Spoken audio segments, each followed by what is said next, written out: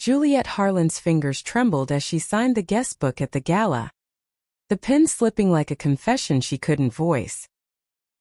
Across the marble-floored ballroom, a woman in a tailored gray suit watched her with eyes that promised secrets sharper than the crystal chandeliers overhead. "Your father's empire is built on lies," the stranger whispered later that night, her breath warm against Juliet's ear. "And I'm the one who's going to burn it down." The air in the Kennedy Center's Eisenhower Theater hung heavy with the scent of orchids and old money, the kind that whispered rather than shouted its power. Juliet Harlan stood at the edge of the crowd, her black silk blouse clinging to her skin in the humid D.C. summer night, feeling like a ghost in her own life. 28.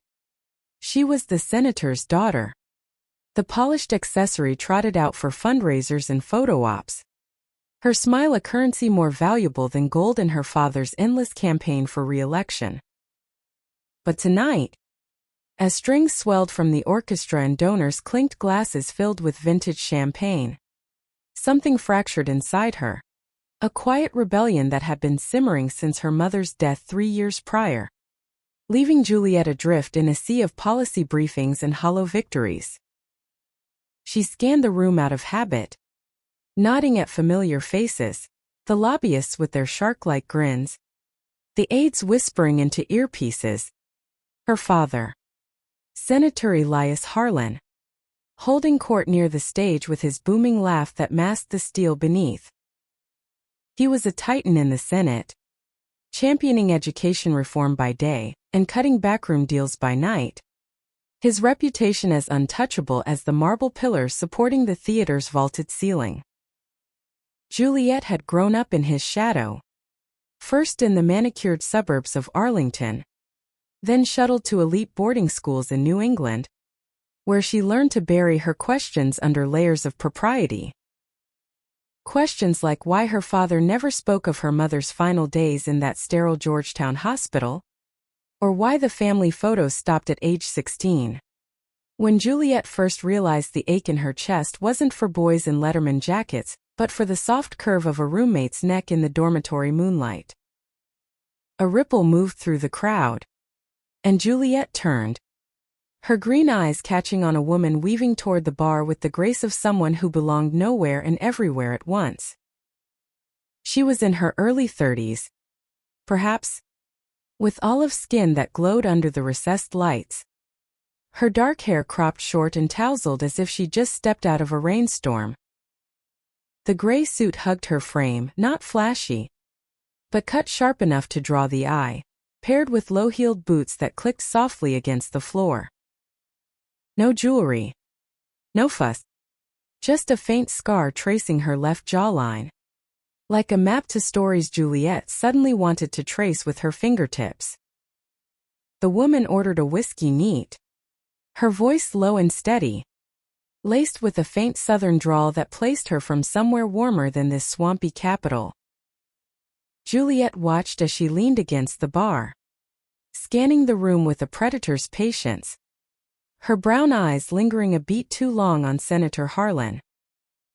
Something in that gaze unsettled Juliet, a hunger that wasn't for the free-flowing liquor or the schmoozing elite, but for unraveling, for exposure. Their eyes met across the 15 feet of polished oak and crystal glasses. The woman didn't smile, didn't look away. Instead, she raised her glass in a mock toast, the amber liquid catching the light like liquid fire. Juliet felt heat rise in her cheeks, a flush she attributed to the wine she'd nursed all evening. But deep down, she knew it was the pull of recognition. Not of the woman herself, but of the wildness she embodied, the kind Juliet had long suppressed under layers of Harlan legacy. She crossed the room before she could talk herself out of it, her heels sinking into the carpet like anchors. Close. The woman smelled of sandalwood and cigarette smoke, a combination that evoked late-night drives down forgotten backroads rather than this gilded cage. "You're not here for the music," Juliet said. her voice steadier than she felt, sliding onto the stool beside her. The woman turned, her lips curving into a half-smile that didn't reach her eyes. "And you're not here for the politics. So what are we doing in this circus?" Juliet Harlan. The sound of her name on those lips sent a shiver down Juliet's spine. Intimate and invasive all at once. "You know who I am." "Who are you?" "Riley Voss." She extended a hand, her grip firm, calloused palm speaking of hands-on work rather than desk-bound ambition. "Freelance writer. I cover the underbelly of power, the stories that don't make the society pages." Juliet's pulse quickened. Freelance writer. Indeed. That could mean anything from puff pieces in Politico to anonymous leaks in The Intercept. "And what's the underbelly tonight?" "My father's tax plan." Riley's laugh was soft, almost genuine, but it carried an edge. "Something like that. But let's not talk shop. Tell me, what's a senator's daughter doing hiding at the bar when she could be dazzling the room?" "I'm not hiding." The lie tasted bitter. Juliet signaled for another glass of wine, needing the liquid courage to match Riley's unflinching stare. "I'm observing. It's safer that way." Riley leaned in, her voice dropping to a conspiratorial murmur. "Safe is overrated. It's what keeps us all in these suits, playing parts we hate." Her eyes flicked to Juliet's blouse, the unbuttoned collar revealing a sliver of collarbone. And for a moment, the air between them thickened, charged with unspoken possibilities. They talked then, words flowing like the whiskey Riley sipped steadily. Juliet found herself confessing fragments: her mother's illness, the way grief had hollowed out the Harlan home, turning it into a museum of polished surfaces and unspoken accusations. Riley listened, really listened, her head tilted, fingers tracing the rim of her glass. In return, she shared glimpses of her own life, born in a dying mill town in upstate New York, clawing her way through community college and odd jobs to land in D.C., chasing scandals that paid the rent but chipped away at her soul. "You're not like the others here," Juliet said, the wine loosening her tongue. "They all want something from my father." "What do you want?" Riley's expression flickered, a shadow crossing her features. "Truth. Maybe. Or just a good story." She paused, her gaze locking onto Juliet's with an intensity that made the room fade. "Or tonight. Just this conversation." As the orchestra struck up a waltz, Riley stood, offering her hand. "Dance with me. No politics. No expectations. Just two women pretending this night matters." Juliet hesitated, glancing toward her father, who was deep in conversation with a cluster of donors. The weight of eyes upon her, the invisible scrutiny of a life under constant watch, pressed down. But Riley's hand was warm, steady, and in that moment, Juliet chose the unknown. She let herself be led to the floor, Riley's arm light at her waist, their bodies moving in tentative sync to the swelling strings. The touch was electric. Riley's fingers splayed against the silk of Juliet's blouse, sending sparks through her veins. They weren't close enough for whispers, but Riley's breath ghosted her ear as they turned. "Your father's empire is built on lies," she murmured, so softly it could have been the music. "And I'm the one who's going to burn it down." Juliet froze mid-step, the world tilting. Riley's eyes held no apology, only a fierce determination that both terrified and thrilled her. Who was this woman? Really? And why did the threat feel less like destruction and more like an invitation to finally breathe? The song ended. Applause rippling through the crowd. But Juliet's heart pounded in the silence between them. Riley stepped back. Her smile enigmatic. Think about it, Juliet. Sometimes, the fire is the only way to see clearly. She vanished into the throng then, leaving Juliet adrift amid the swirl of gowns and tuxedos, her skin still humming from the dance. That night, as she rode home in the back of the town car, the city lights blurring past the tinted windows, Juliet replayed the words. The touch. The gaze. Sleep evaded her, chased away by visions of flames licking at the edges of her carefully constructed world.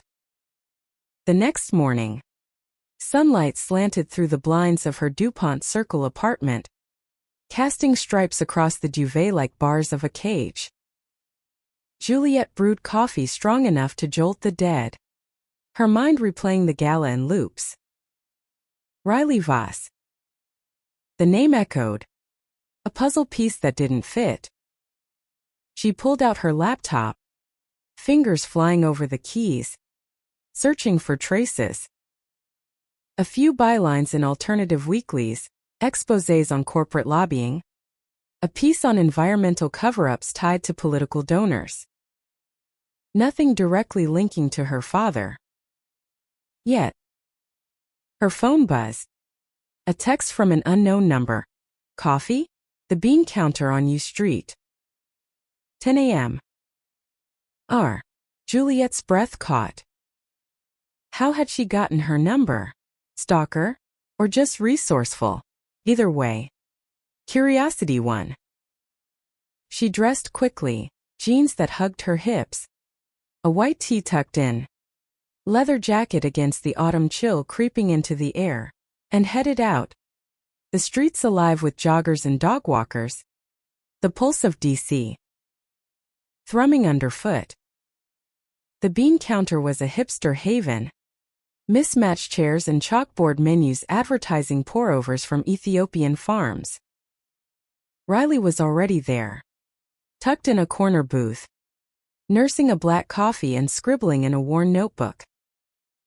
She looked up as Juliet approached, her smile warmer than the night before. But the scar on her jaw caught the light, a reminder of battles fought.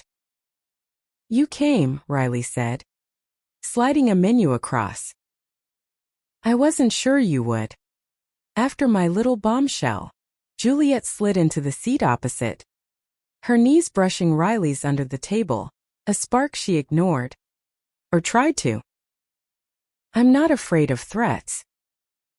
Especially not from someone who dances like she means it. Riley's laugh was genuine this time. Low and throaty. Fair. But threats? That's not what that was. Consider it a warning, from one outsider to another. They ordered oat milk latte for Juliet. A scone split between them, and the conversation meandered, skirting the edges of danger.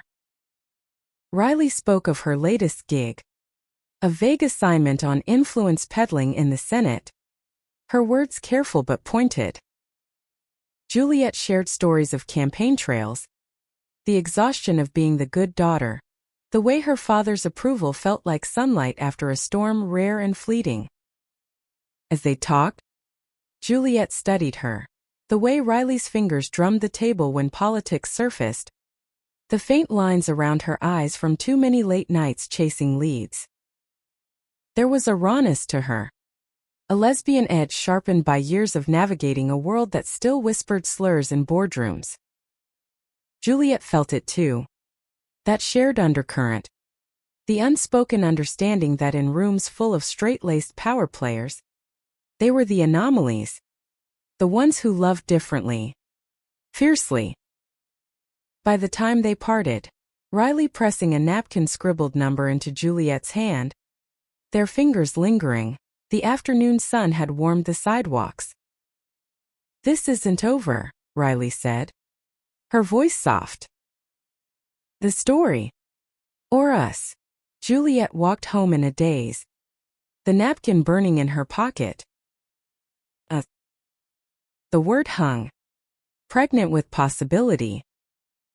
That evening, over takeout Thai in her living room, she drafted an email to her father's chief of staff, asking for background on O'Reilly Voss, but she deleted it.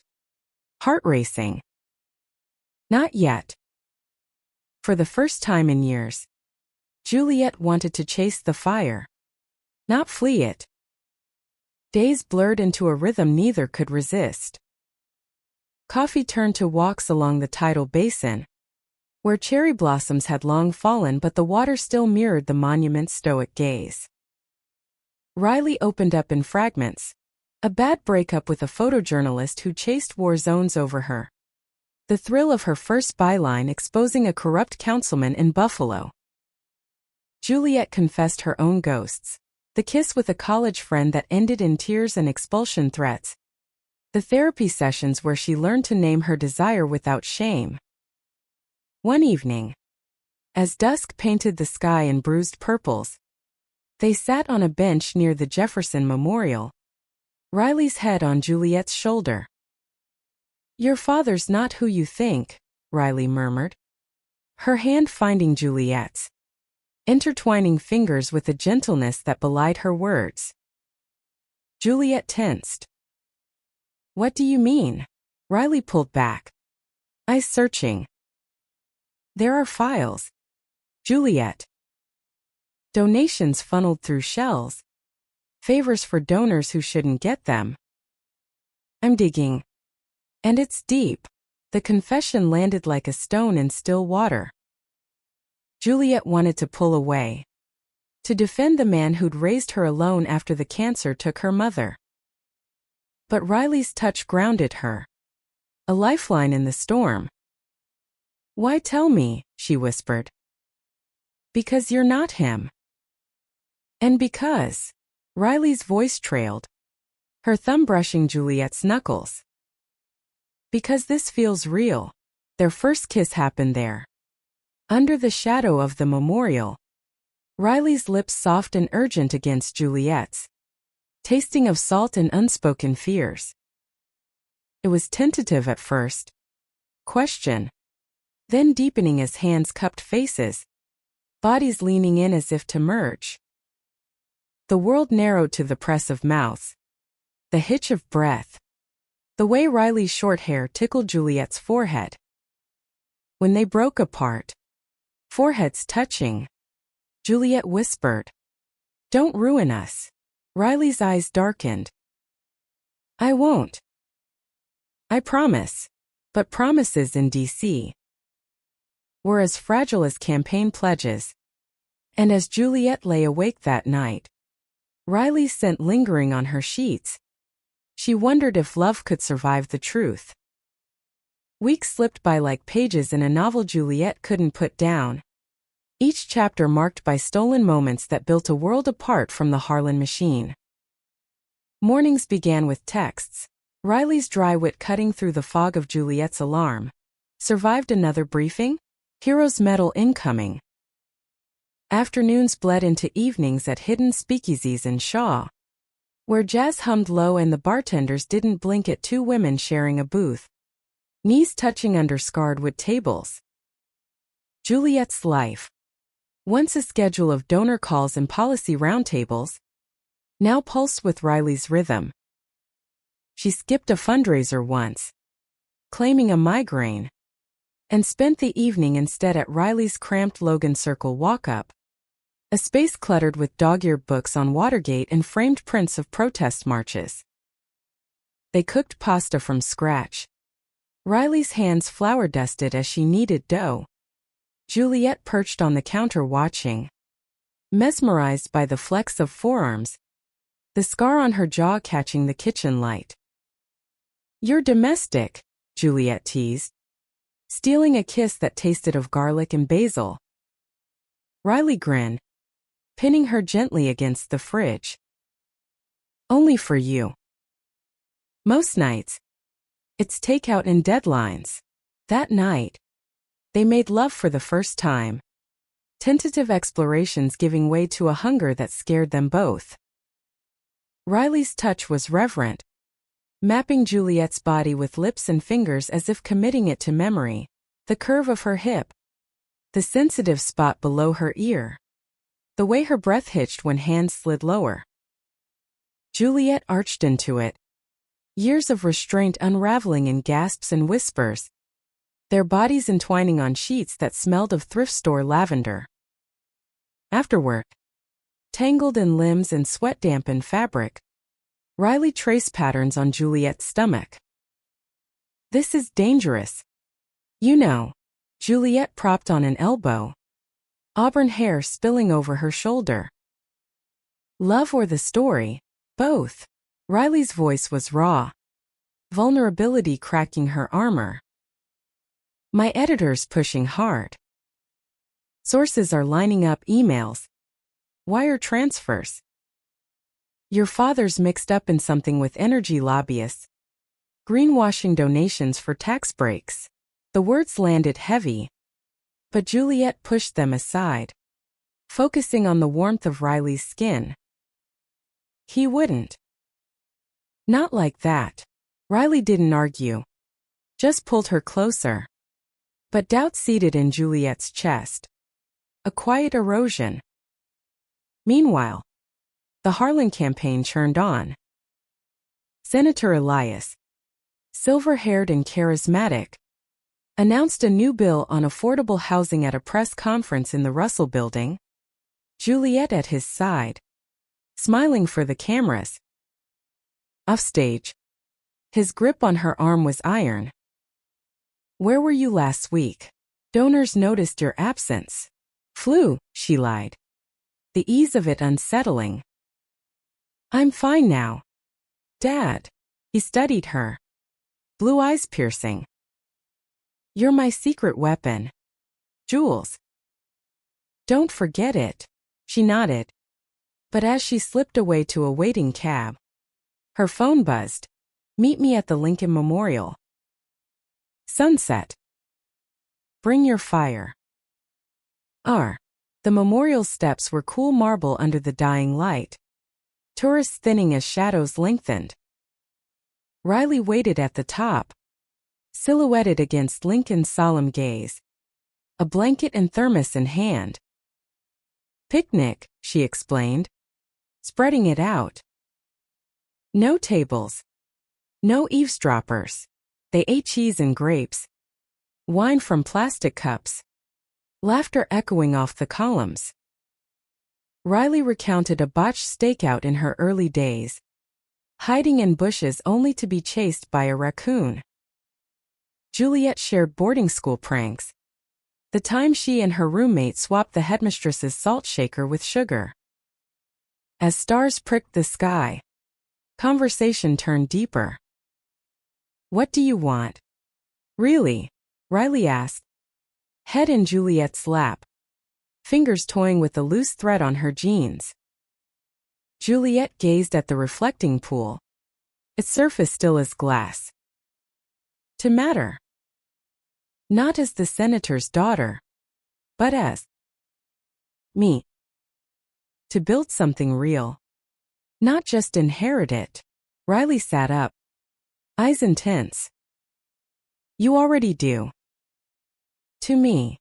The kiss that followed was slower, more deliberate, hands roaming with the familiarity of lovers. They made love there, hidden in the shadow of history, the risk heightening every touch, the whisper of wind through leaves masking moans, the distant hum of traffic a reminder of the world beyond. But dawn brought reality. Juliet's phone lit with missed calls from her father's office. A leak had hit the wires, anonymous tips about Senator Harlan's ties to a questionable PAC. Reporters swarmed the apartment building by noon, flashbulbs popping like gunfire.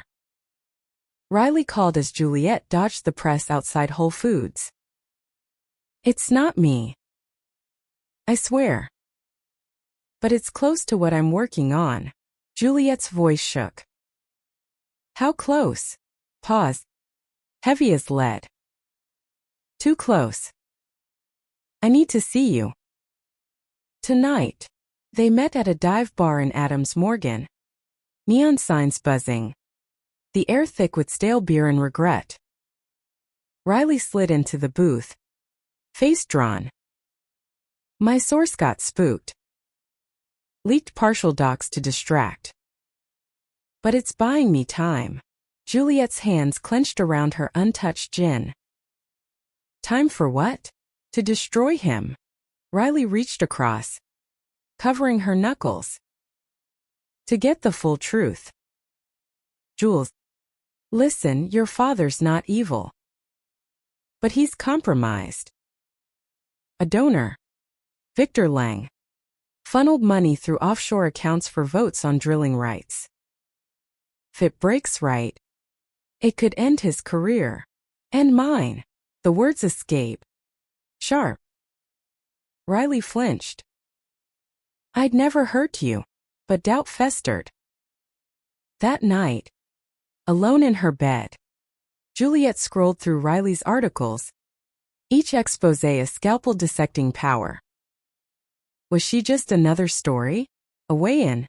The next day, she confronted her father at his Georgetown townhouse, the one with ivy-cloaked walls and secrets in the study. Elias poured scotch, his face lined with fatigue. It's politics. Jules. Everyone's hands are dirty. Lang? He's a means to an end. Jobs. Security. For who? The donors or the people? He sighed, sinking into leather. Both. Always both. Stay out of it. For your sake. She left unresolved, driving aimlessly until she found herself at Riley's door. They fell into bed, bodies seeking solace in rhythm, but words after were barbed. Promise me, Juliet murmured against Riley's neck, that if it's bad, you'll let me help fix it. Riley's arms tightened. I promise. Yet promises cracked under pressure. A week later, Riley vanished, phone off, texts unread. Juliet's world tilted. Campaign aides whispered of a mystery woman seen with her, tabloids hinting at scandal. Her father pulled her aside after a strategy session. Who's this Voss? Some activist stirring trouble. Juliet's blood ran cold. Just a friend. End it. Now, she didn't. Instead, she drove to Riley's, finding the apartment dark. A note taped to the door, gone to chase a lead. Trust me. Back soon. Love. R. Trust. The word mocked her as days stretched to a week. Juliet threw herself into work, volunteering at a women's shelter in Anacostia, teaching resume workshops to survivors of domestic abuse. There, amid stories of resilience, she glimpsed her own strength, the woman emerging from the senator's shadow. Then, Riley returned, unannounced. Midnight, rain-soaked and wild-eyed. I found it, she said, dripping on the welcome mat. The proof. But it's bigger than Lang. Involves your mother. Juliet's world shattered. What? Riley pulled her inside, spreading files across the coffee table, emails, bank statements, a coroner's report Juliet had never seen. Her cancer treatment. Experimental. Books. Funded by the same pack. Your father covered it up to avoid scrutiny on ethics violations. Tears blurred the ink. He let her die for his career? No. He thought it would save her. But the drug was untested. When she worsened, he buried it. Rage and grief warred in Juliet's chest. She turned to Riley, seeking anchor. their kiss desperate, clothes shedding like old skin. In the tangle of sheets, Riley whispered apologies. Oh. But Juliet heard the undercurrent, the story's pull. Stronger than them. Morning brought decisions. Publish it, Juliet said. Voice steel. But with me. We face it together. Riley nodded. But her eyes held shadows. As they dressed, Juliet caught the glint of a recorder in Riley's bag. Left on from the night. Had she been taping? Paranoia bloomed. That afternoon, alone, Juliet listened to the playback. Her confessions, about her father's rages after her mother's death. The pressure to marry well laid bare. Betrayal stung. Hot and immediate. She confronted Riley at a park bench near the White House. Tourists oblivious. Were you playing me from the start? Riley paled. The recorder was habit. I deleted it. Jules. Please. Assigned to ruin us. That's what this was. Wasn't it? Some hit job from Lang's rivals.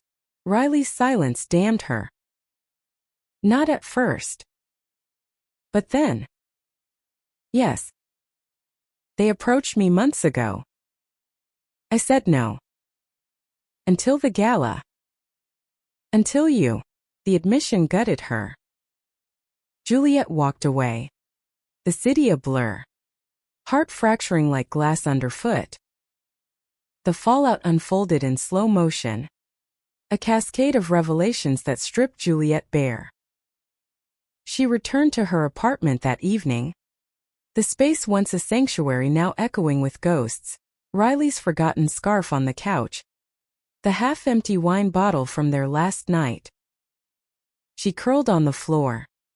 Sobs racking her frame. The betrayal a knife twisting deeper with each breath.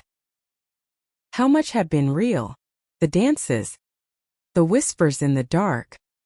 The way Riley's eyes softened only for her? Sleep came fitful. Haunted by dreams of flames consuming the Harlan name. Her mother's face flickering in the inferno. Dawn broke gray. Rain pattering against the windows like accusatory fingers. Juliet's phone was a minefield. Voicemails from her father. Texts from aides. A single message from Riley. Let me explain. Please. She deleted it. Then blocked the number. Self-preservation. Her therapist had called it once. In those sessions after college where she'd unpacked her sexuality like a fragile artifact. Now, felt like amputation. The campaign headquarters buzzed with crisis mode when she arrived. Coffee cups littering desks. Screens flickering with cable news cheerings. Harlan scandal bruise? Her father's chief of staff. Margaret Voss, no relation. Thank God. Pulled her into a glass-walled office. Jules. We need you visible. Charm offensive. Dinner with the Post's editorial board tonight. Juliet nodded numbly. But inside. Resolve hardened. No more accessory. She spent the afternoon in the archives. Digging through her mother's old files stored in the basement. Yellowed letters. Medical bills stamped paid in full by anonymous donors. The truth stared back. Elias had gambled her mother's life on a miracle. Then silenced the failure to protect his rising star. Confronting him that night. After the dinner where she'd smiled through gritted teeth, Juliet waited until the house staff cleared. The study smelled of leather and bourbon. Elias slumped in his armchair. Tie loosened. Dad. The drug. Why didn't you tell me?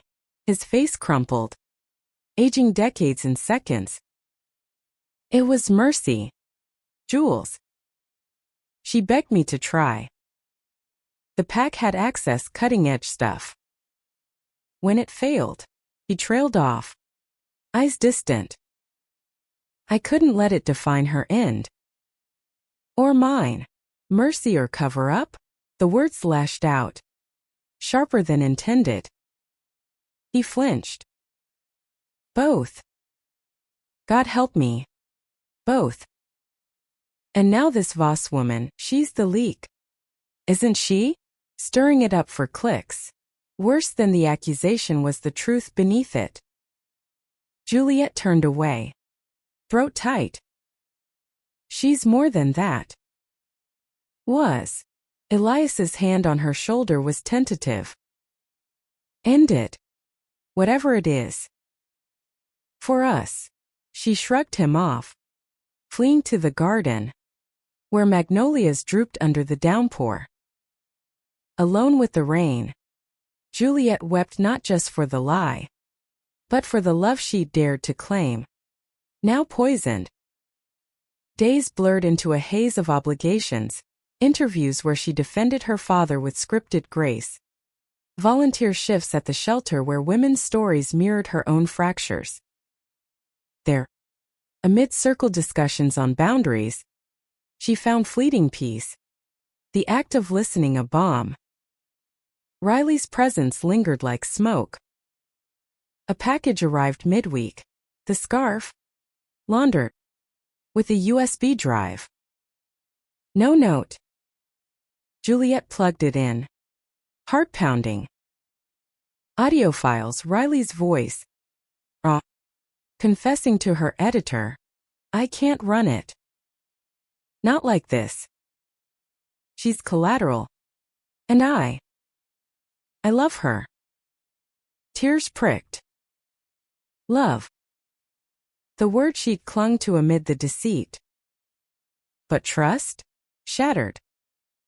She met Riley at neutral ground, a coffee shop in Foggy Bottom, far from their haunts. Riley looked wrecked, dark circles under eyes, hair unkempt, suit rumpled. Thank you for coming. Juliet slid into the chair, arms crossed. The recording. Why? Riley's fingers drummed the table. A nervous tick. Proof for myself. That it wasn't all a job. They hired me 6 months ago, opponents in the energy sector, wanting dirt before the midterms. I took it for the payout. But after the gala, you changed everything. Was any of it real? Juliet's voice cracked. All of it. Riley leaned forward, desperation etching her features. The assignment died the night we kissed. I burned bridges. Jules. Quit the gig. But the files, your mother's, they're public record now. Someone else will find them. Juliet's chest ached. And you? What now? Riley's hand hovered, then retreated. I leave. New city. New start. Unless you want me to stay. The plea hung. Tempting. Juliet imagined it, forgiveness, rebuilding on ruins. But the scar of betrayal ran deep. I can't. Not yet. Riley nodded, eyes glistening. I get it. But know this. You deserve a life without his shadow. Or mine. She left a napkin with coordinates, a lookout in Rock Creek Park, and walked into the rain. Juliet watched, torn, the door chiming like a farewell. That night, alone, Juliet drafted her own exposé. Anonymous. Emailed to a trusted reporter at The Atlantic. Not destruction, but truth, her mother's story. The cost of ambition. Sending it felt like exhaling after years underwater. Fall deepened. Leaves carpeting the mall in crimson. Juliet threw herself into activism, linking arms with queer organizations at pride rallies, her voice amplifying those silenced by power. Her father noticed. The distance between them a chasm. "You're pulling away," he said over family dinner, just them. "Take out Chinese on the dining table." "I'm finding my way," she replied. Chopsticks pausing. "Like you did once," he sighed. "I did it for you." For her. The admission bridged nothing. But it cracked the ice. Later. Scrolling news. Juliet saw Riley's byline in a small outlet. A piece on whistleblowers. Unsigned but laced with their shared pain. Winter loomed. Holidays a minefield. Juliet opted for Vermont. A cabin rental in the Green Mountains. Seeking solitude amid snow-dusted pines. The drive north was cathartic. DC sprawl giving way to rolling hills. Her SUV's tires crunching frost-laced roads. The cabin was rustic, wood beams, stone fireplace, a view of mist-shrouded valleys. She arrived at dusk, unpacking books and journals, intending a reset. But on the first night, as flames crackled and wine warmed her veins, memories flooded. Riley's laugh echoing in empty rooms, the press of bodies in stolen hours. She wrote then, pages filling with unfiltered ache, the joy of first touch, the sting of discovery. Dawn found her exhausted but lighter. The words a perch. A knock shattered the quiet on day 3. Riley stood on the porch, bundled in wool, snowflakes melting in her hair. "I saw the rental listing. Tracked you." "Desperate." "I know." Juliet's heart lurched. "How did you?" "Doesn't matter." "I had to see you." Riley's voice trembled. "I've been clean." No stories. No digging. Just missing you. The door closed behind them. The cabin enveloping their silence. Words tumbled, apologies. Fear. The raw edge of longing. Juliet's resolve crumbled as Riley's arms wrapped around her. The kiss a spark reigniting embers. They spent days there. Snowbound. Rebuilding tentatively. Mornings of coffee by the fire. Afternoon snowshoeing trails where pines whispered forgiveness. Night. Bodies rediscovering trust. Slow and sacred. Riley's murmurs a litany of devotion. But reality intruded. Juliet's phone pinged. Her article published. Anonymized but seismic. Headlines screamed. Harlan's hidden tragedy. A senator's desperate gamble. Her father called. Voice broken. "Jules? Was it you?" "Yes." The word freed her. He wept then. Rare vulnerability. "I lost her." "Can't lose you. You haven't." "But change." "Dad." For real. Back in DC. Spring thawed the chill. Juliet moved out of the family home. Into a Shaw brownstone.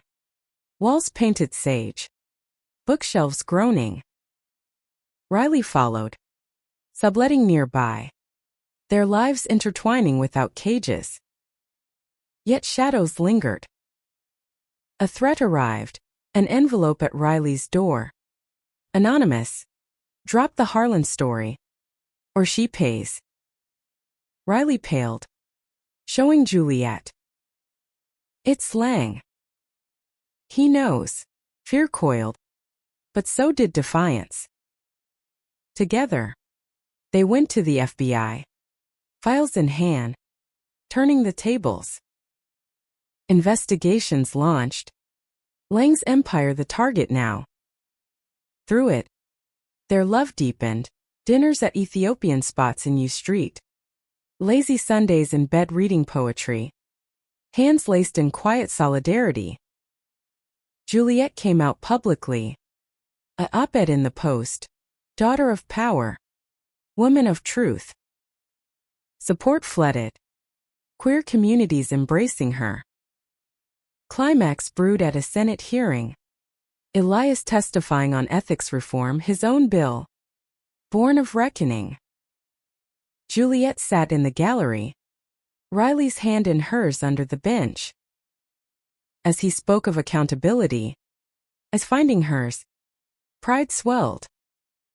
But outside, chaos, protesters clashing with security, Lang's allies shouting slurs. In the melee, Riley shoved Juliet aside from a hurled bottle, glass shattering inches away. "You okay?" Riley gasped, blood trickling from a cut on her hand. Juliet bandaged it later. In a green room, tears mixing with antiseptic. "You saved me." Riley cupped her face. Always. Summer bloomed, their bond a quiet revolution. Juliet launched a nonprofit, women's health advocacy, honoring her mother. Riley wrote memoirs, not exposés, her voice softer. One evening, on the rooftop of their building, city lights sprawling, Juliet knelt. "Marry me? Not for show, but for us." Riley's yes was a vow, sealing wounds with hope. The proposal hung in the air like confetti, soft and unexpected, as fireflies danced below the rooftop's edge. Riley's eyes widened, then softened, her yes a breath that carried the weight of all they'd endured. They collapsed into each other there, laughter mingling with tears, the district's hum a distant applause. Juliet slipped a simple band, white gold, etched with their initials, onto Riley's finger, a promise forged in fire's aftermath. Word spread quietly at first, through trusted circles, the senator's daughter, engaged to the journalist who'd nearly toppled the throne. Whispers in cloakrooms, raised eyebrows at brunches, but Juliet wore it like armor, her left hand flashing the matching ring during interviews. "Love isn't a scandal," she told a podcaster, voice steady. "It's the story worth telling." Elias's reaction came over a strained family dinner at a neutral Italian spot in Cleveland Park, candlelight flickering on Chianti bottles, the air thick with garlic and unspoken histories. He arrived alone. No eighth. His suit rumpled as if he'd wrestled with the news all afternoon. "Marriage," he said, fork pausing midair over osso buco. To her. Juliet met his gaze, Riley's hand warm under the tablecloth. "Yes." To her. He exhaled, long and ragged, setting down the utensil. "I owe you an apology. For the secrets. For pushing you into my mold." His eyes, so like her mother's, glistened. "If she makes you happy, then I'm happy." The concession cracked something in Juliet, a dam of resentment giving way to tentative flow. Riley squeezed her fingers, silent support, and for the first time, the table felt like a bridge, not a battlefield. Planning unfolded in bursts of joy amid the chaos. They chose a small ceremony in Vermont, returning to the cabin's woods for vows under a maple arch, wildflowers woven by local florists. Invites went to an eclectic mix: shelter volunteers, queer activists, a handful of Elias's moderate allies. No press, no pomp, just them, in linen dresses, Riley's short hair crowned with baby's breath, Juliet's waves loose and free. The night before, they drove back roads, windows down, country radio crooning Emmylou Harris. "Scared?" Riley asked, hand on Juliet's thigh. "Terrified," Juliet admitted, grinning. But the good kind. Like jumping into that creek last winter. Riley laughed, pulling over at a overlook. Stars sprawling above the valley. They made love in the truck bed. Blankets cocooning them against the chill. Bodies moving with the easy grace of lovers who knew each other's rhythms. Whispers of forever mingled with moans. The universe their witness. The wedding day dawned crisp. October gold painting the leaves. Elias walked Juliet down the aisle, a dirt path lined with ferns, his arm steady, voice thick as he passed her hand to Riley's. Vows were simple. I choose you. In ruins and in bloom, rings exchanged. A kiss that tasted of salt and sweetness. Cheers erupting from the 50 gathered souls. Reception was a bonfire feast, roast lamb, fiddles and banjo picking bluegrass, dances that devolved into conga lines through the underbrush. Elias pulled Riley aside later. Glasses clinking. Take care of her.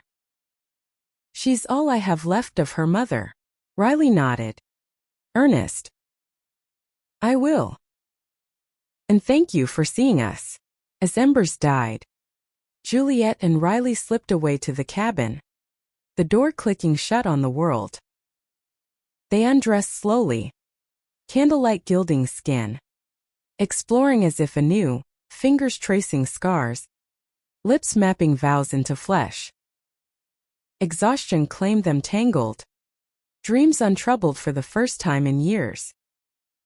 Honeymoon was a road trip south, tracing Riley's roots through the Carolinas, beaches at dawn, shrimp boils with her estranged sister, who arrived wary but left hugging.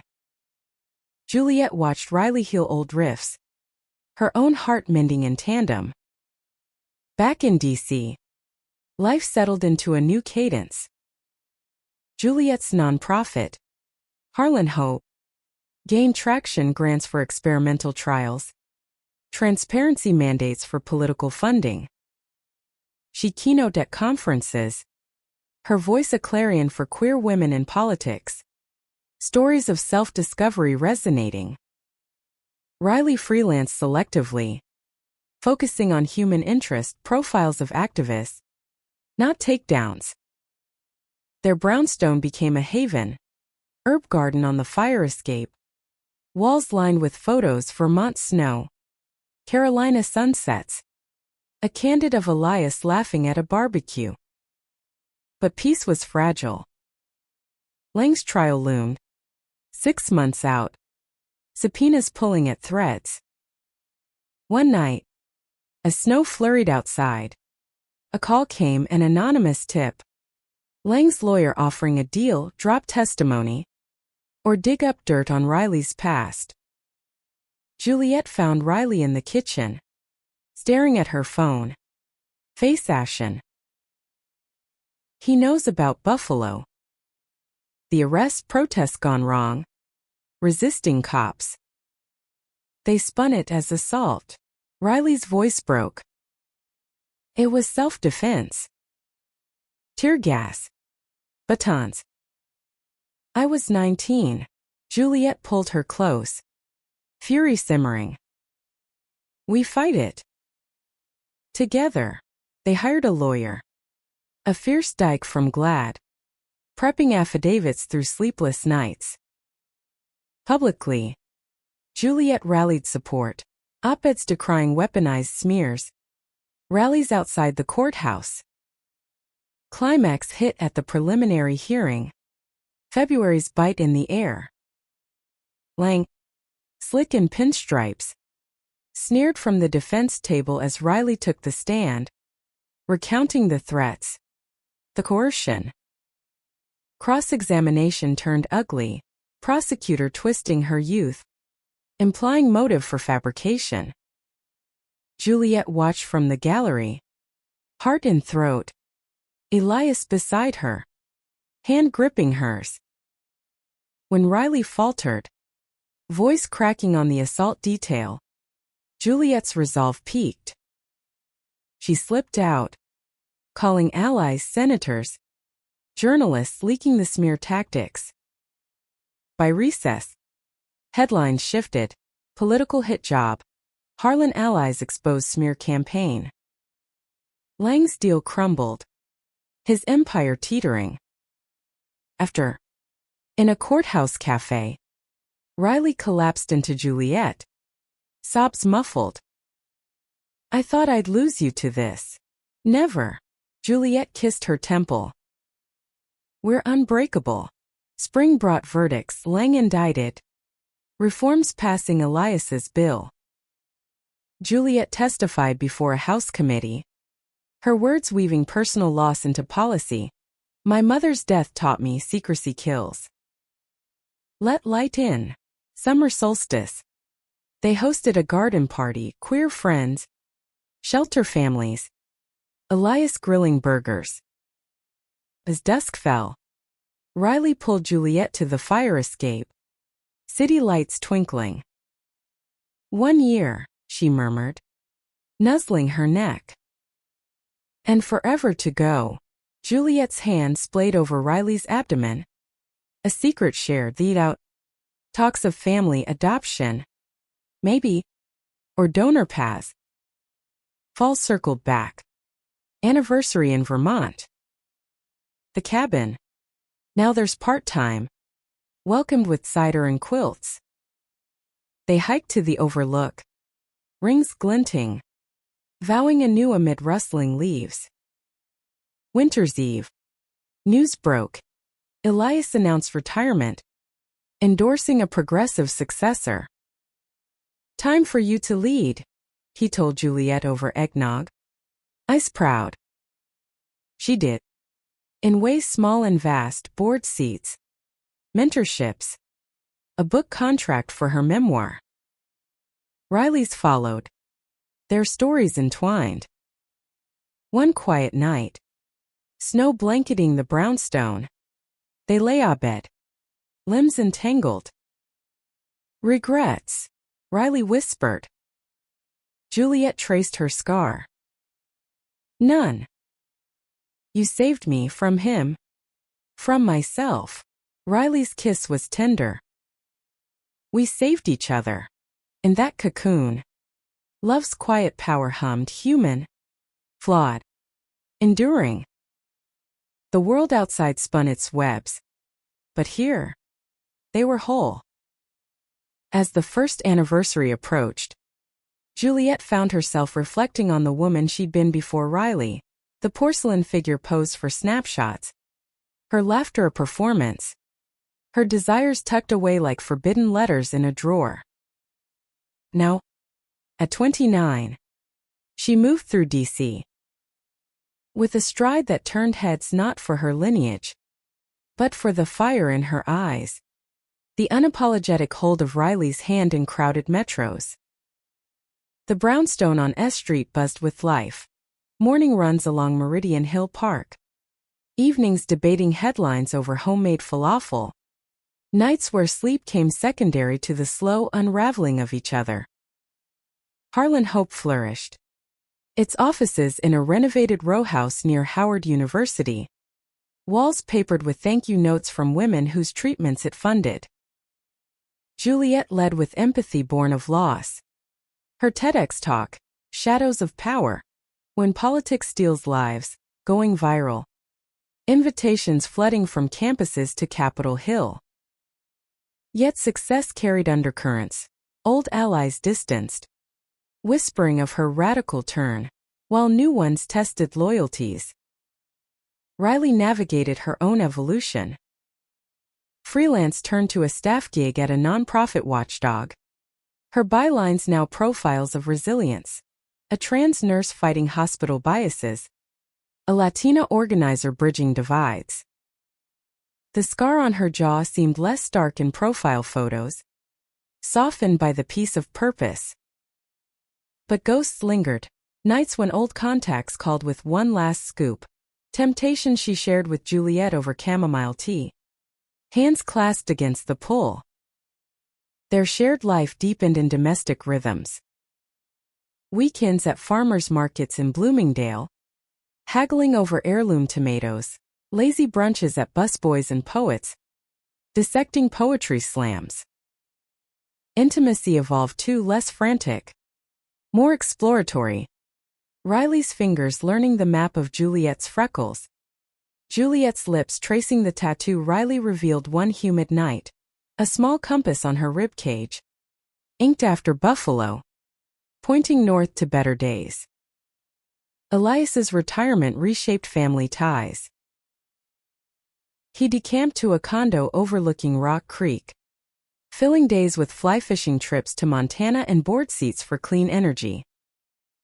Dinners became ritual, monthly at his place. No agendas, just stories. His courtship of Juliet's mother. A whirlwind in 80s Cambridge. Her laugh that could disarm a room. She'd have loved you, he told Riley once. Over ribeye. Voice gruff with emotion. Feisty like her. Riley smiled. Vulnerable. I'd have fought for a seat at her table. These olive branches mended slowly. Juliet mediating with quiet grace. Her heart swelling at the sight of her father's softening edges. Autumn brought challenges. A donor to Harlan Hope pulled funding after Juliet endorsed a bill decriminalizing sex work, citing moral misalignment. Board meetings tensed. Accusations of overreach flying. Juliet stood firm in the conference room, sunlight slanting through blinds. Our mission is equity for all women. No exceptions. Fold on this. We fold on everything. The board relented. But the sting lingered. That night, pacing the kitchen, Juliet vented to Riley, words tumbling like spilled flour. Am I pushing too hard? Becoming him. Riley drew her into an embrace. Flour-dusted apron and all. You're becoming you. That's the point. Support manifested unexpectedly. A grant from a queer foundation, doubling the lost sum. Gratitude came in a gala invite, black tie, at the Smithsonian, honoring advocates. They dressed up. Juliet in emerald velvet that hugged her curves. Riley in a tailored jumpsuit, hair slicked back. Heads turned as they entered. Arms linked. The room's energy shifting like tide. Elias cornered them near the wine bar. Champagne flute in hand. Proud of you both, he said. Then lower. Heard about the donor. If you need. We're good, Juliet cut in gently. But thank you. The evening peaked in a quiet alcove. Riley pulling her into a shadowed corner. Lips brushing ear. You shine tonight. The kiss that followed was heated. Hands roaming velvet. Until applause pulled them apart. Flushed and grinning. Winter whispered in with the first frost. Their anniversary an intimate affair. Recreate the gala dance in the living room. Strings from a Bluetooth speaker. Takeout from the bean counter. As they swayed, Riley dipped Juliet low, murmuring, 1 year. Feels like a lifetime. Better, Juliet replied, pulling her down for a kiss that led to the rug. Clothes shed in a trail. Bodies igniting in familiar fire. Spring unearthed deeper yearnings. Over breakfast crepes. Riley broached it. Kids. Not now. But. Someday. Juliet's fork paused. Heart quickening. Yeah. Surrogate? Or foster? Visions danced, tiny hands in theirs. Holidays chaotic with laughter. They dove in. Attending info sessions at adoption agencies. Scrolling profiles of waiting children. Emotions surged. Joy at possibilities. Fear of inadequacies. What if we're not enough? Riley confessed one night. Head on Juliet's lap. We will be, Juliet soothed, fingers combing dark hair. Because we choose this. A lead emerged, a sibling pair, ages 5 and 7, in the system after parental loss. Home visits began. Awkward at first, the kids' wary eyes, social workers' clipboards. But breakthroughs came, a shared puzzle. Bedtime stories of brave explorers. Elias offered his condo as a play space, bouncing grandkids to be on his knee, regaling with Senate tales sanitized for tiny ears. Your Nana would have spoiled them rotten, he told Juliet privately. Eyes misty. Summer solstice marked a milestone. Approval for the siblings, Elena and Marcus, moving in trial basis. The brownstone transformed, bunk beds assembled, walls painted sky blue. Chaos reigned. Spilled juice. Midnight wake-ups. But joy threaded through. Riley's laughter echoing as Marcus flew on her shoulders, Elena braiding Juliet's hair with clumsy fingers. Yet integration strained. Night. After tucking in exhausted, Juliet and Riley collapsed, whispers turning to doubts. We're fumbling, Riley admitted. Voice small. Juliet kissed her forehead. We're learning. Like everything, fall brought court finalization. A sunny day in family court. Papers signed amid tears. Elena's drawing, a family of 4 under a rainbow, taped to the fridge. A talisman. Holiday lights twinkled as they settled in. Traditions blending. Hanukkah candles from Riley's side. Christmas tree with Elias's ornaments. The kids thrive. Therapy smoothing edges. School backpack slung by the door. One eve. Snow falling soft. Juliet watched Riley read to the pair. Voices weaving tales. Gratitude swelled for this patchwork family. Born of ashes.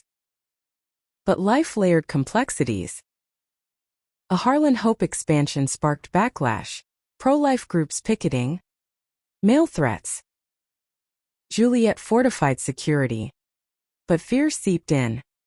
Bedtime stories now with locks checked. Riley, ever the protector, took self-defense classes, dragging Juliet along. In the gym's mats, sweat slicked. They sparred, laughter punctuating grunts.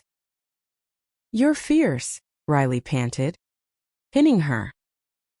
So are you, Juliet replied, flipping them. Kiss sealing the bout. Winter's cusp. A bomb dropped. Elias's health scare, prostate scare. Benign but rattling. Hospital visits revived old griefs. Juliet at his bedside. Riley corralling kids. We're family, Riley told him quietly, squeezing his hand. All of us. He nodded. Weak smile. I see that now. Recovery brought clarity. Elias volunteered at the nonprofit, reading to kids in chemo wards. His baritone soothing. Redemption's a long road, he confided to Juliet. Keep walking yours. Spring renewal. Park picnics. Elena's first ballet recital. Marcus's soccer goals cheered loudest by Riley. Love deepened in fragments, the way Elena's hand fit Juliet's. Marcus's hugs tackling Riley. Summer heat wave. They escaped to the Cape, rented cottage. Ocean waves lulling. Beach days blurred. Sandcastles. Sunburns. Midnight swims naked under stars. One night. Bonfire crackling. Kids asleep inside. Riley turned to Juliet. This is it. The life we built. Juliet leaned in. Salt-kissed lips meeting. And it's beautiful. As embers glowed. their hands linked over knees. The future stretched vast and kind, humanity in the mess, romance in the routine, healing in the hold. The Cape's salt air clung to their skin like a promise kept.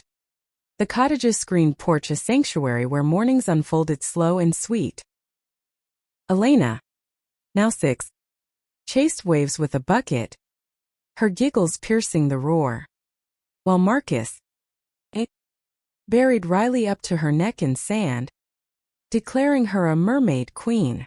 Juliet watched from a hammock, book forgotten, heart full to bursting.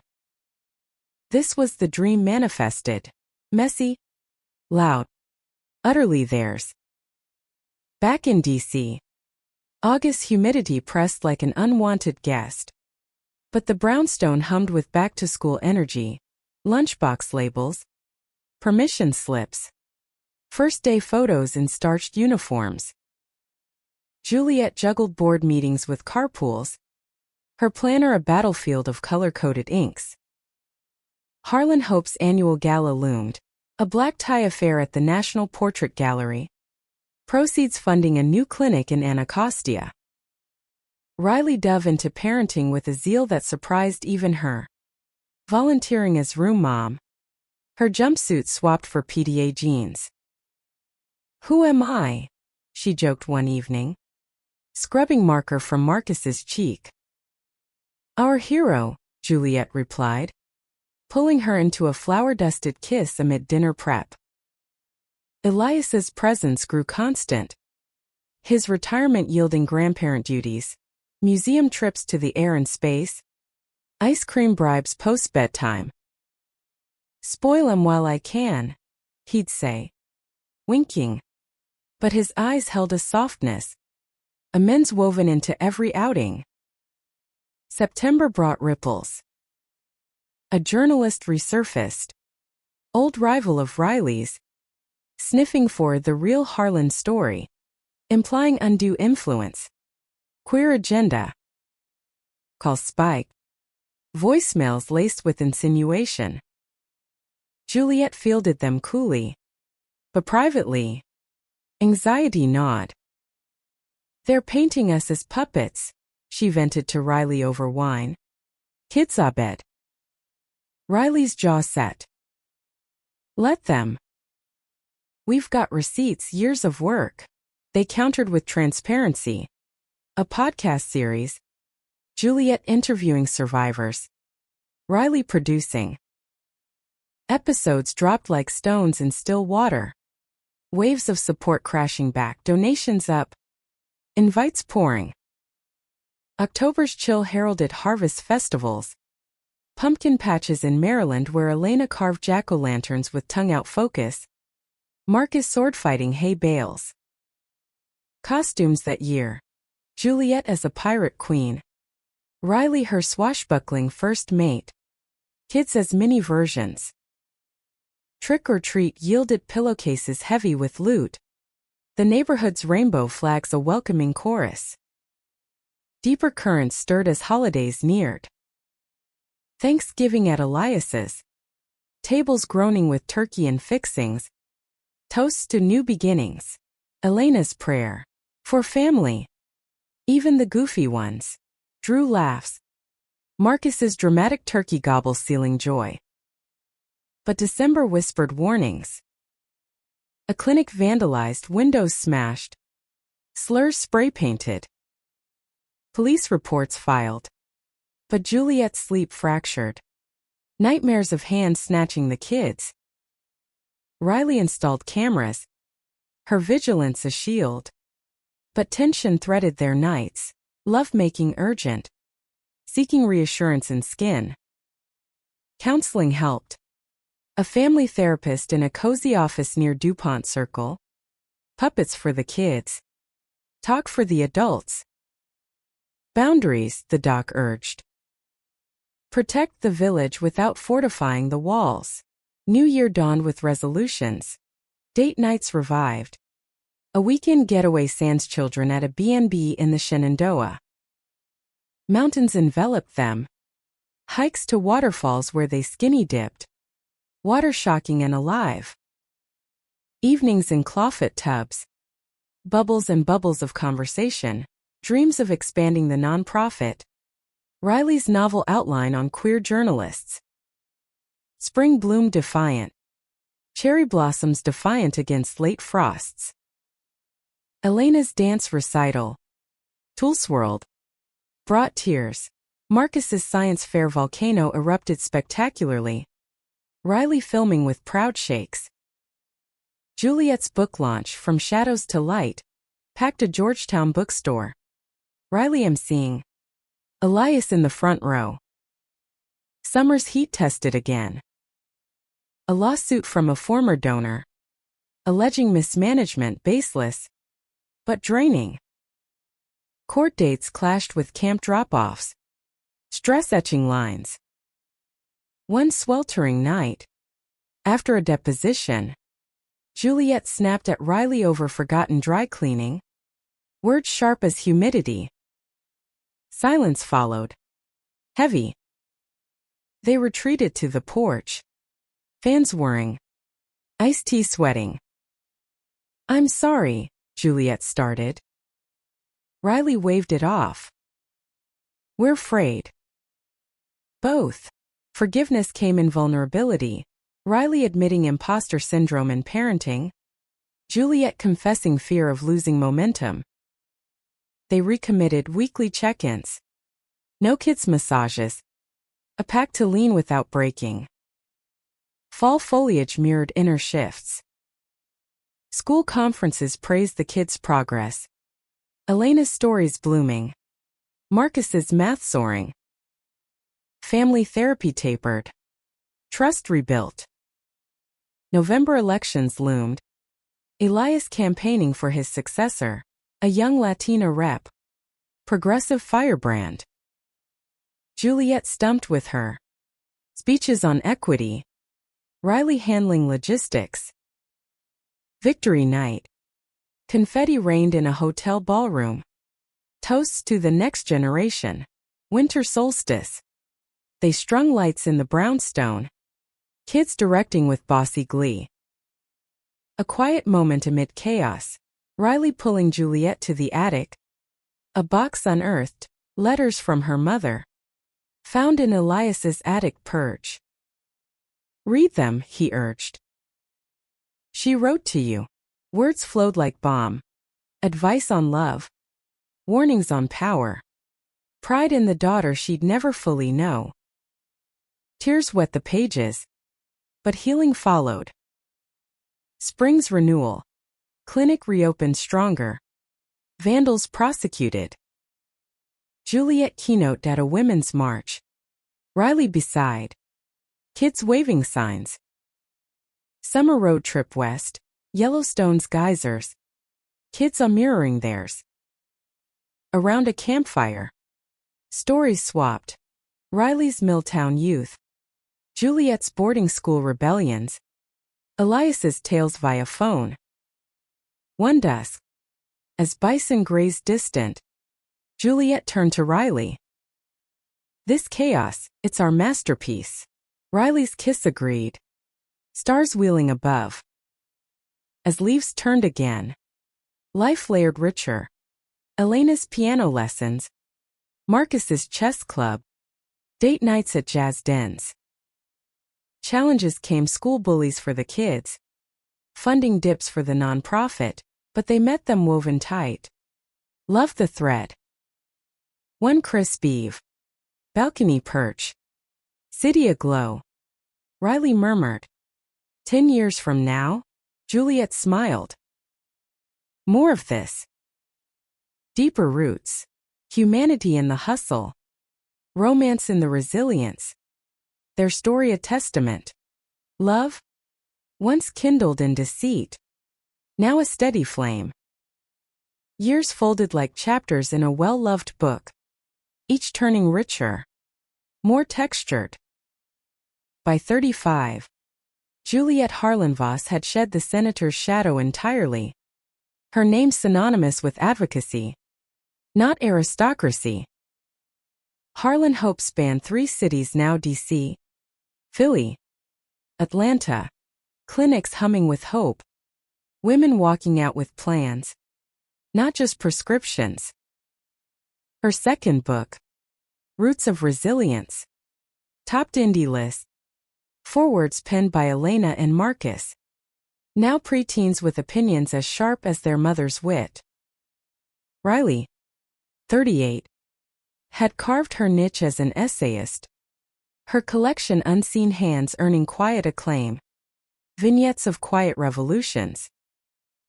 The scar on her jaw, once a badge of battles, now a footnote in selfies with the kids. Elena, 12, a budding artist with Riley's drawl sneaking into her speech. Marcus, 14, lanky and logical, inheriting Juliet's green eyes and a passion for coding. The brownstone evolved. Kids' rooms a riot of posters, K-pop idols for Elena, quantum physics timelines for Marcus, while the attic studio hosted Riley's writing retreats, Juliet's strategy sessions. Elias, graying gracefully at 70, wintered in Florida but summered with them. His condo a revolving door for grandkid sleepovers, spoiling with contraband comics and conspiracy theories over chess. Family rhythms deepened. Mornings, chaos of toaster mishaps and lost sneakers. Juliet braiding Elena's lengthening hair while Riley quizzed Marcus on history facts. School runs segued to carpools with neighborhood queer families, alliances forged in shared playgrounds. Evenings, dinner debates, climate policy clashing with teen cynicism, ending in board games where Elias's strategic ruthlessness shone. Anniversaries marked milestones. Their fifth, a vow renewal in the cabin. Kids officiating with ring-bearing squirrels stuffed mercifully. Vows updated through tantrums and triumphs.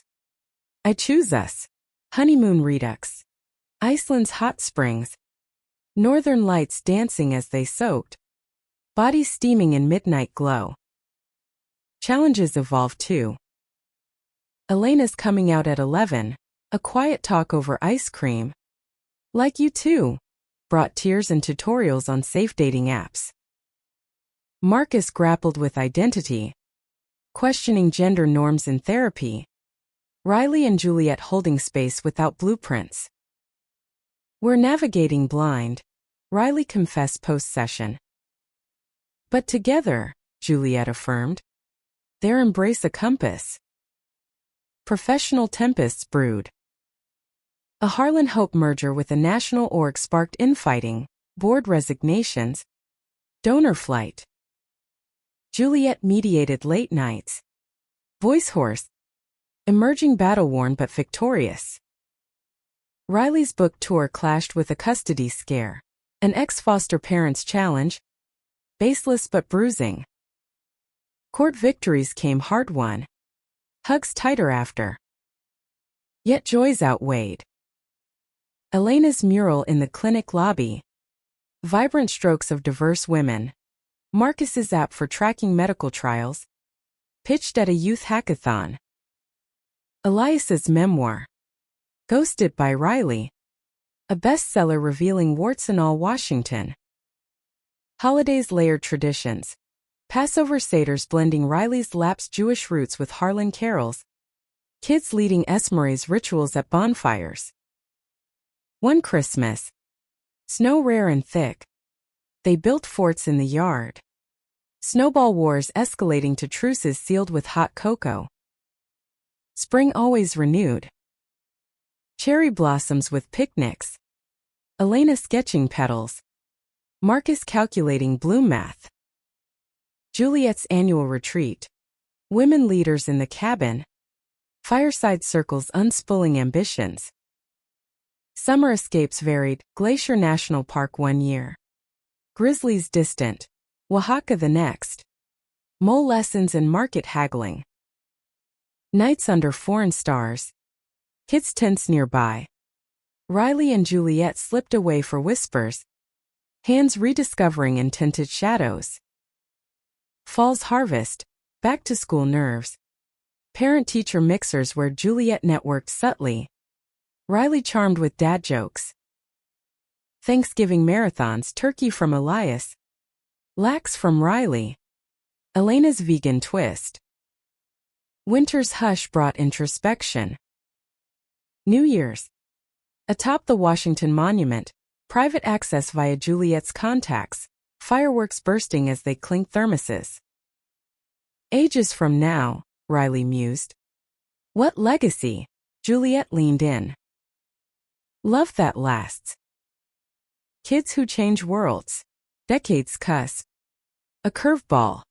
Riley's diagnosis: early rheumatoid arthritis. Joints protesting her marathon training. Doctor visits. Meds trialed. But Riley's spirit bent. Not broke. Slows the body. Not the heart, she quipped. Juliet massaging hands post-flare. Support flipped. Kids drawing get-well cards. Elena's massages tentative but tender. Marcus researching cures. Elias driving to appointments. Juliet scaled back travel. Their bed a haven of ice packs and audiobooks. Healing came gradual. Yoga classes adapted. Riley teaching downward dogs with Raya sides. A flare-free hike in Rock Creek. Autumn leaves crunching. Mark triumph picnic spread. Champagne popped. Spring's thaw mirrored it. Elena's first crush. A non-binary classmate.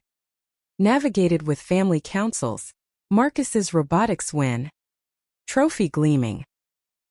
Juliet's TED Talk. Love as activism. Riley in front row. Tissues at ready. Summer's road trip. Route 66 Echoes. Kitsch diners and canyon rims.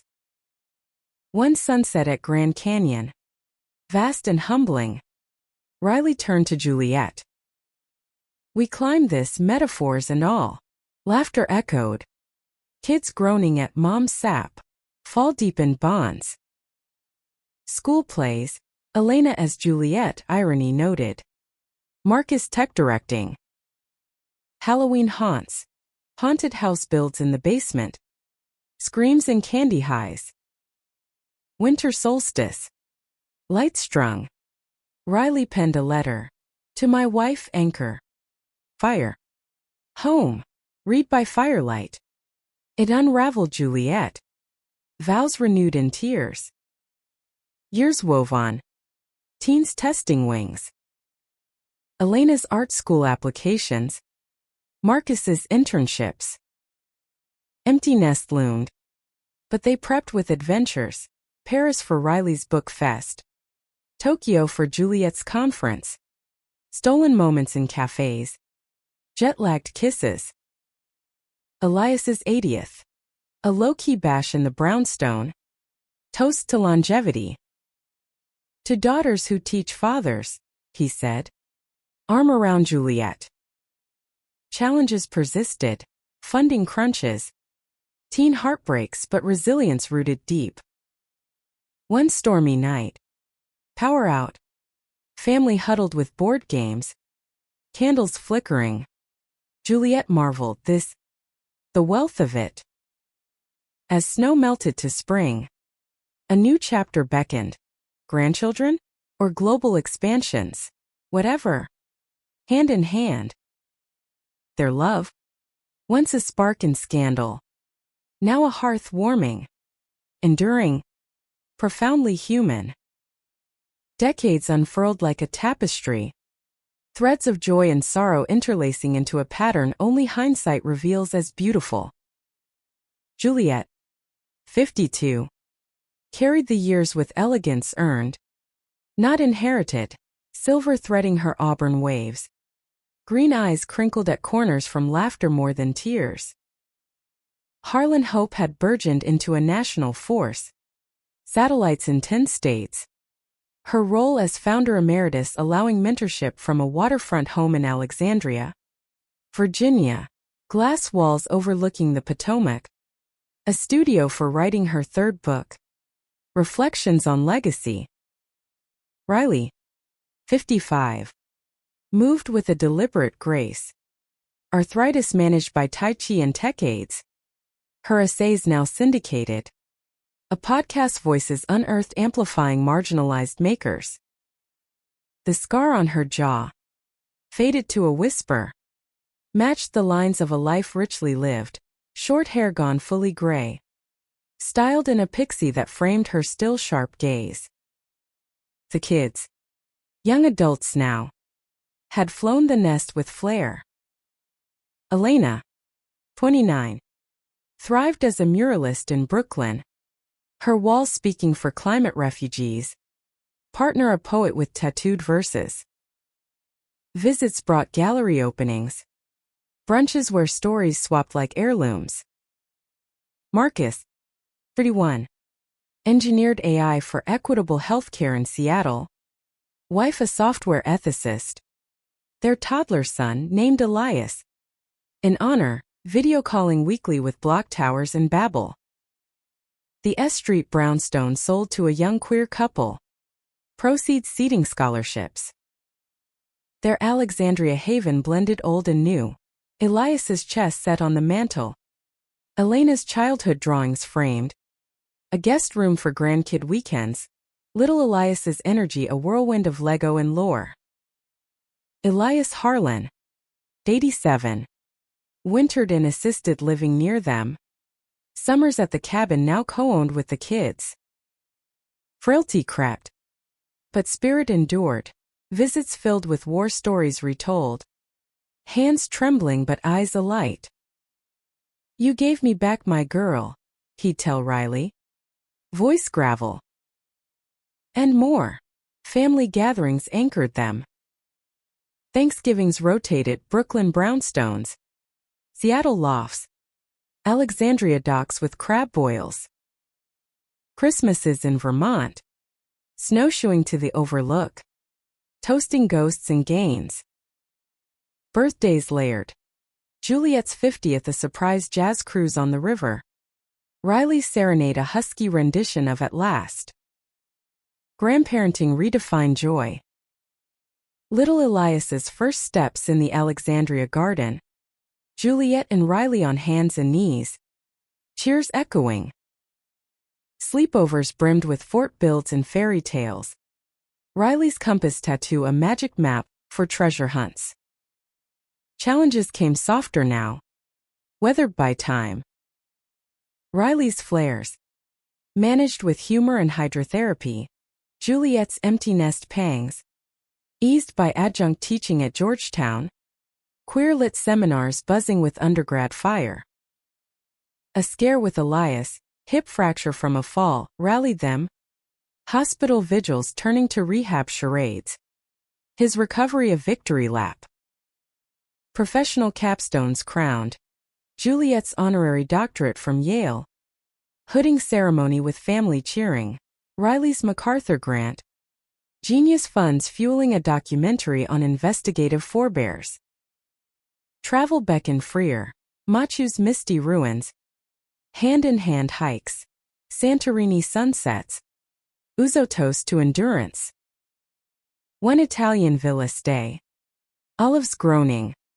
They renewed vows informally under a pergola. Rings twisted anew. Whispers of still yes. Homecomings grounded. Dockside dinners. Potomac sunsets painting sky in pinks. Wine loosening tongues. Regrets? Riley asked one twilight. Feet in shallows. Juliet pondered. Waves lapping.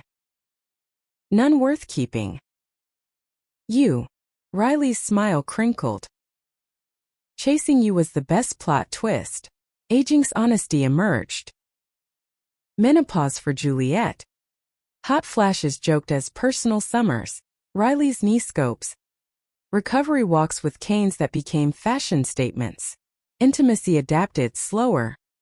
Sensual. Candlelit massages yielding to mutual regard. Love's language beyond flesh. Kids' milestones marked passages.